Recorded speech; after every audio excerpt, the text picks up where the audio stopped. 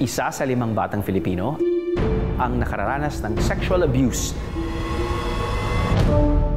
Samantalang umabot na sa 160 milyong bata ang biktima ng child labor sa buong mundo.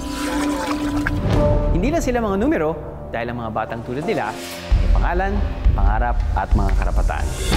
Hindi dapat iniiwasan, kundi dapat nating pag-usapan sa pamamagitan ng pinagsamang kapangyarihan ng dokumentaryo at animation.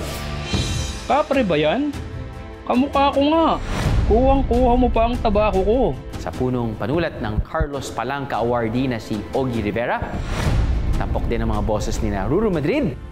15?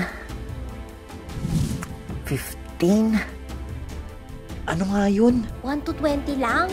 Hindi pa alam? Engon. Bianca Umali. Hindi po. Bigay po ito ng bagong kaibigan. Yung kapre. At Cara David. 16 na ang absences mo, Gino. Nag-aalala na ako kaya binisita na kita. Oo na. Sige na. Sisisid na ako para makarami ng ginto. Gino! Gino! Ayos ka lang? Ayokong matulad ka sa marami ng batang nag-drop out na sa eskwela. 8 gramo lang to 8 grams. Hindi po yan 8 grams. Ginagawa pa yata akong sinungaling ng anak mo eh. Ano ba yung dinodrawing mo? Sino naman itong isang lalaki? Kuya mo?